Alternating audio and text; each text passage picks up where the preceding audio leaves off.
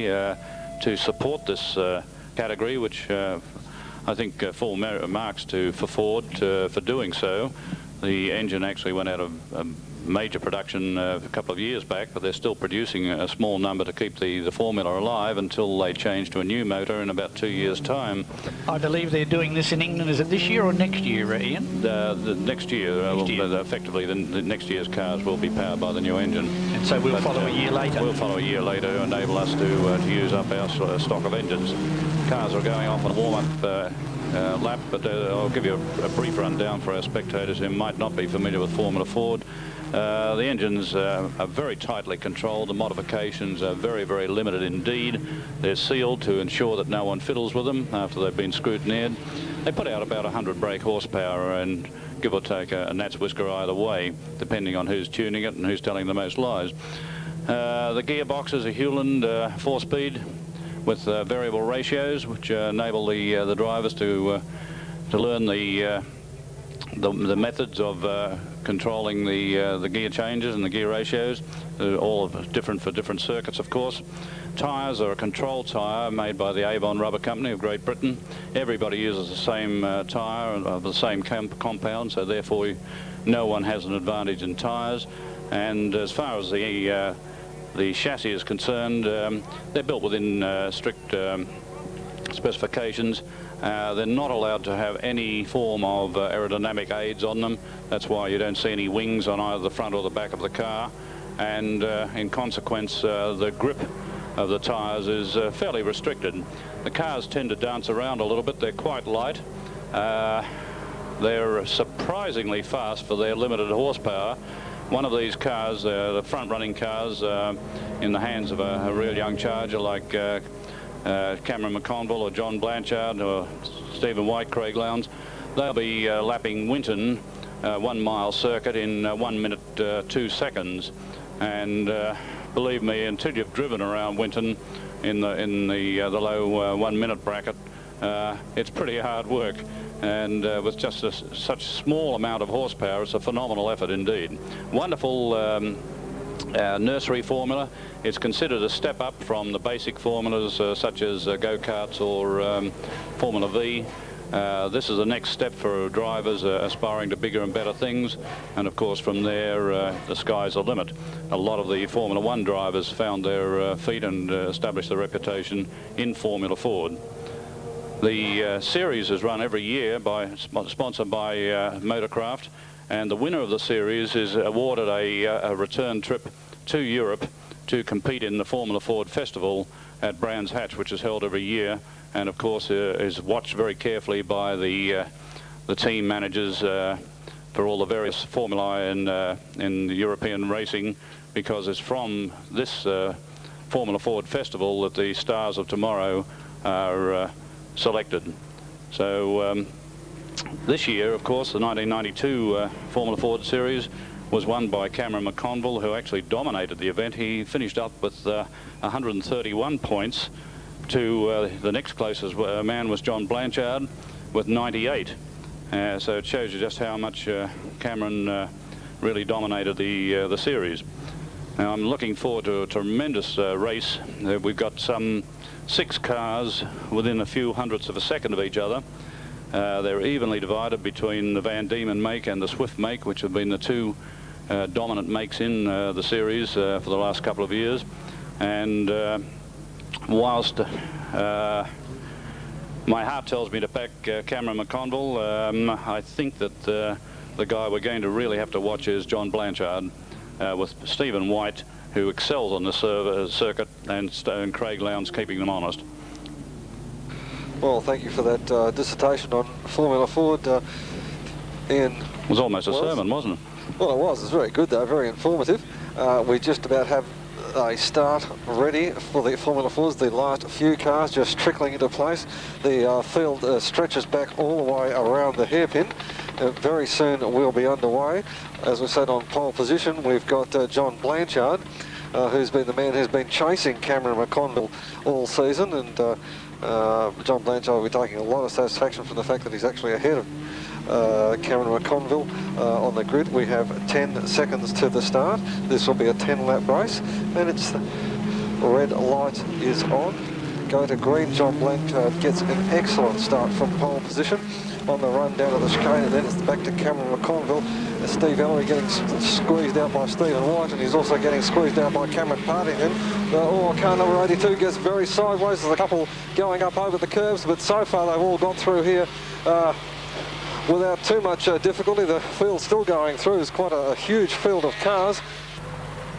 We're back with the picture now, and it's John Blanchard leading by the narrowest of margins from Cameron McConville. Then it's back to Stephen White, and this has certainly got to be deja vu for anyone who's followed the Motorcraft Formula Ford series in Australia this year, because these three guys have been fighting it out.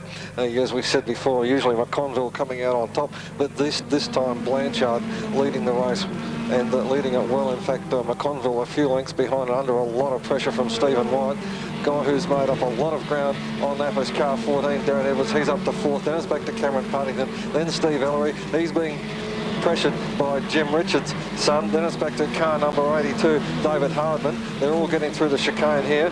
Rather too many of them for them to be able to call all the names out. There's a few shuffling position, but they're, for a Formula Ford field, they're behaving themselves fairly well, and no one coming to grief as yet. Back in sight now, and to you, John. Yes, and it's still John Blanchard leading the race, although we didn't quite get a shot of him. Yes, he's still in lead from McConville. Then it's back to Stephen White. They're actually closed up quite a bit, these first three cars now. There's not a lot in it. The man that's made up an awful lot of ground going extremely well was the 14 car of Darren Edwards. And then it's back to Cameron Partington, then Steve Ellery, then Steve Richards going well. Then Gary Gazzatti starting to come under an awful lot of pressure from David Hardman. Then it's back to number 40, which I think is Michael Henderson. Then the rest of the field starting to come through now. There's Ashley Cutchy, but closing right up at the front of the field, Ian, and they should be back with you fairly soon. Yes, we're waiting for them to come around, John. Can't imagine what happened to Harry Roberts. He's lost a lot of ground, is effectively driving around a lap behind everybody else. Our leader's now up into sight. Blanchard. Stephen White's moved up into second position ahead of McConville, and Darren Edwards is still in third position, parking in fourth as they stream through the corner here. And then the Indian file sets up.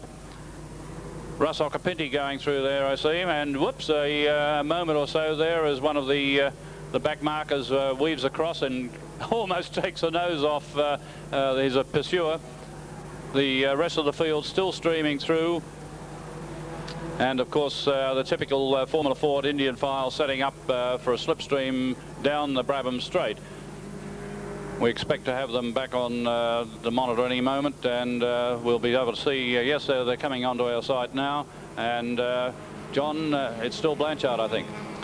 Yes, at this point, Ian, we believe actually there's been a change. We think it's Stephen White. I'm just waiting for the cars to appear around the pits hairpin, and it's car number 4. Yes, it's Stephen White from John Blanchard. Blanchard trying to go down the inside of him in the Palm Air car. We've lost McConville because car number 14 that's Darren Edwards. He's up to third place. That's back to Cameron Partington, and then Steve Ellery, and then 31, which is Stephen Richards. Then back to 82, then Gary Gazzatti, then car 40, then back to car 41 going well, which is Neil Richardson, a fairly old car.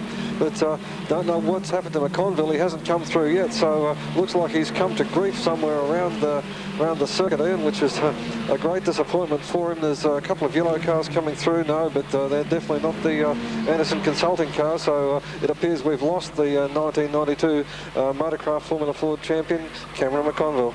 So it's Stephen White in the lead. You'll recall that last year he dominated this race after an aborted start, where he selected the reverse gear on the grid, and he's showing his class here again at Adelaide Grand Prix circuit by once again taking over the lead of the Formula Ford event from the favourite Cameron McConville and John Blanchard, and Stephen White just holding down that slender lead from Blanchard, with Darren Edwards in third position. One car we did expect to see a bit of and can't find anywhere is Craig Lowndes in car 16, but must have had a problem, I believe. They're back at the Victoria Park end of the circuit now, John. Yes, just waiting for them to come around the Foster's hairpin. We still have Stephen White as in first place. He's still under an awful lot of pressure from John Blanchard. Then back to car 14, Darren Edwards. Nothing really to choose between the three cars. John Blanchard now very close behind Stephen White. I almost thought about diving under brakes into the chicane, but thought the better of it at the last moment. Cameron Pudding going very well in fourth. Steve Ellery starting to catch up with him, and so is Stephen Richards actually. Then a small gap back to David Harden, then back to Gary Gazzatti and Michael Henderson, who have enjoyed many a frighteningly close dice round my home circuit of Wanneroo Raceway, and they seem to be having another one here at the Adelaide Grand Prix. The leaders should be back with you fairly soon. Ian. Yes, just waiting for them to come into sight, John. Two drivers that we thought we might see a bit more of are the two New Zealanders, Paul Larson and Ian McDonald, in 34 and 30 respectively. But back to our leaders, still Stephen White just ahead of John Blanchard. Then comes Darryl Edwards, and a good dice going on for fourth and fifth places respectively as they go down. Steve Ellery, it is, in fourth position as they go down into the right-hander at Brewery Bend and head off along the long Brabham Straight.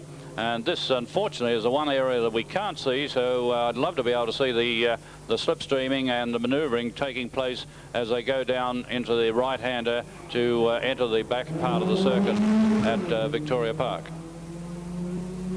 Just waiting for the leaders to come back on screen. Well, we've got just a moment. We should perhaps mention that Australia won the team award at the 1992 Formula Ford Festival at Brands Hatch just a couple of weeks ago. So we think we've got a change in place. Just Blanchard has got back up into first place, and this is really a classic Formula Ford race. Blanchard is first, White second, and Edwards is third now. There's still absolutely nothing between them now. White is trying to go down the inside of Blanchard. Oh, a little bit sideways under brakes, thought the better of it. Duck back into second place. Is still Partington in fourth place. Then it's back to Steve Ellery having a big lock-up. No, Steve Ellery's actually got ahead of Partington. Got away with that big lock-up. Then it's back to Stephen Richards, then Michael Henderson and Gary Gazzatti. But as you can see, ladies and gentlemen, Formula Ford, a very, very close competitive class, especially at the front of the field. And really at this stage, I'd say any of the front three drivers could win this race. There are 5 laps gone, and there are 5 laps to go in this excellent Formula Ford race.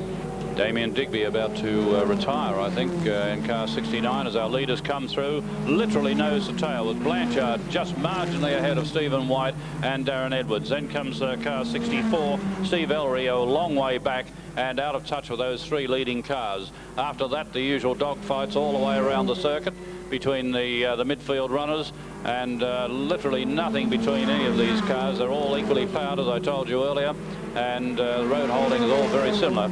So it really comes down to the skill of the drivers and the way they settle into this tight, twisty and very demanding Grand Prix circuit. Just waiting for the leaders to reappear around the Foster's hairpin. Just about 4 laps to go now in this race, so they'll be on the Victoria Road section of the circuit now. Complete reshuffle again down. Obviously a lot of slipstreaming going down the straight, because Edwards is now first from Blanchard and White.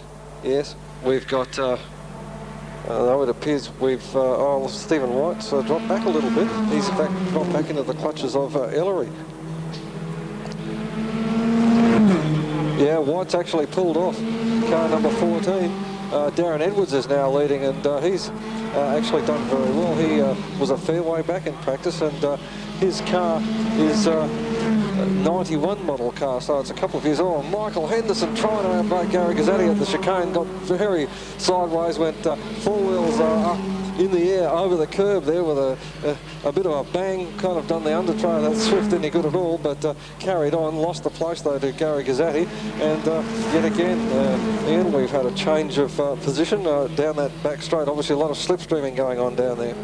Yes, well, car 14 leading the event now, Darren Edwards, just ahead of John Blanchard, and then of course 64 is in third position, which is Steve Ellery. Then I'm sorry, I missed the numbers of the next 2 cars. Partington, I think it was, in fourth position, and he's being very closely followed by the blue Ford, which we'll get the number of as they come down into the Victoria Park circuit, part of the circuit. but I'd like to know what's happened to Stephen White's car. It looks as though he may have lost the steering on it, which means he's had it coming together with something solid. Yes, so that's correct, and it looks like the actual front end of the car is somewhat deranged.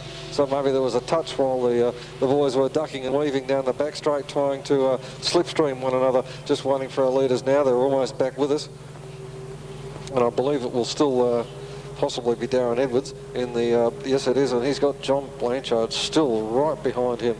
Then it'll be back to Steve Ellery in third place, and I think Steve Richards will be probably next, but Darren Edwards, car number 14, working absolutely furiously at the wheel as he goes through the chicane here. Then it's back to Steve Ellery, then back to Cameron Partington. He's mixed up with Steve Richards there. Then back to Gary Gazzatti.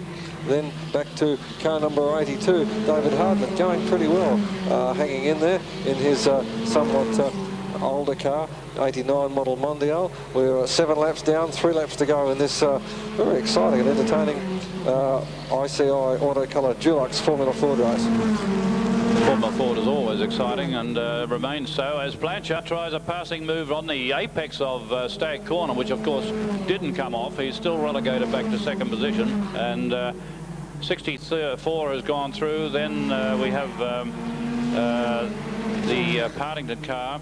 And then number 9, Gary Gazzotti, moving up, out of touch with the leaders and really in no position to challenge for a placing, but slowly working his way through the field. The Noski car with Russ Occhipinti right behind him, both heading down the straight at the Jones Straight, and doing a pretty good job, young Occhipinti, and of course Noski, who has not had a huge amount of experience. Yeah, the race leader's just about. Oh, just watching Steve Ellery coming up behind the pits, getting very sideways in his third place car. There's still nothing to choose between our race leaders. It's still Edwards from Blanchard. As we keep saying, there's absolutely nothing in it though. Edwards. Oh, Steve Ellery's had a lose and has just pulled up short of the pit wall, but he's certainly thrown his third place away. Meanwhile, Edwards got through the chicane on 2 wheels, but he's held onto it well and held Blanchard out. Steve Ellery doing a bit of backing and filling down there at the chicane, but that's lost that place that he had.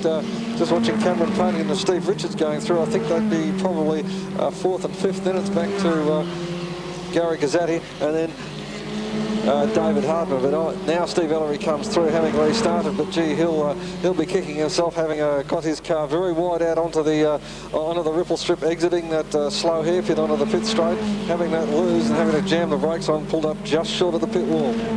Well, our leader has pulled out about a car length's advantage over second placeman John Blanchard, and I think that Blanchard really can't afford to let him get any more advantage than he already has. Meanwhile, the battle between Steve Richards and Partington rages as they go down Brewery Bend. Both cars were weaving back and forth across the circuit, trying to keep the other at bay. Whoops, Ellery right out very wide onto the ripple strip, off the ripple strip. Completely out of touch, of course, now with the 4 leading cars. So that little error that he had down in front of the pit counter was a fairly expensive one.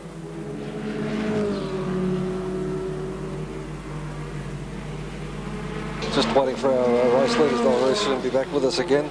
But still Edwards from Blanchard. Blanchard probably losing a little bit when he tried that passing move at the Stag Corner.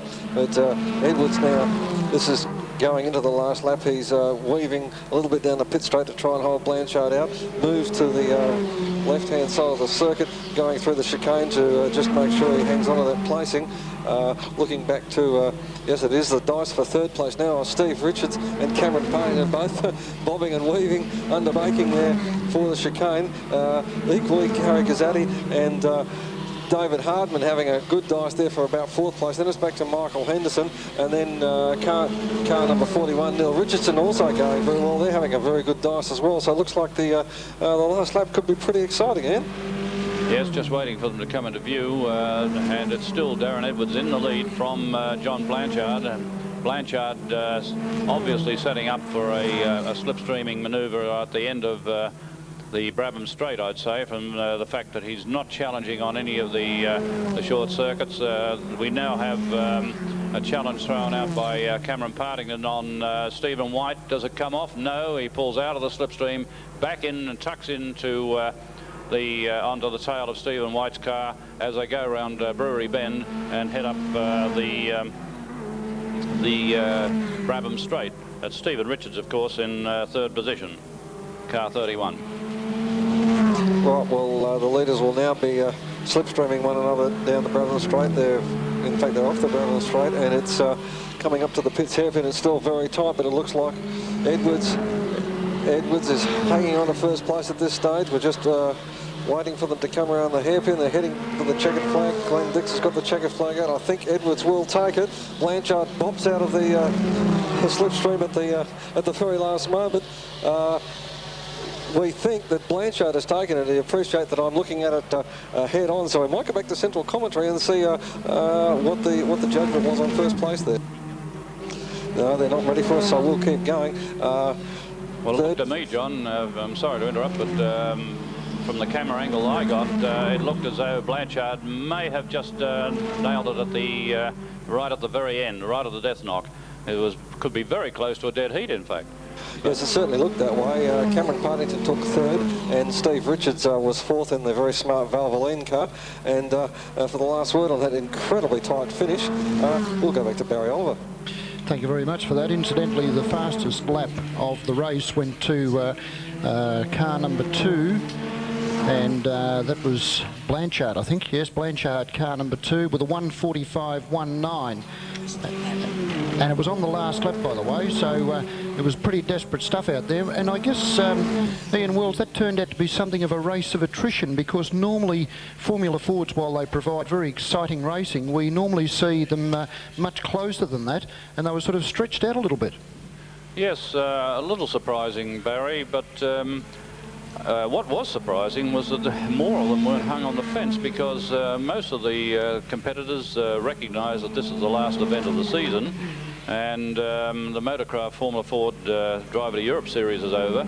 A lot of them will be bringing in new cars for next year, for next season, and therefore discretion tends to go to the wind a little, particularly when you're driving in front of a huge crowd such as we have here at Adelaide. And we saw this last year, but this year, whilst the mechanical attrition was a lot more than I expected, the actual collisions weren't, which is very gratifying.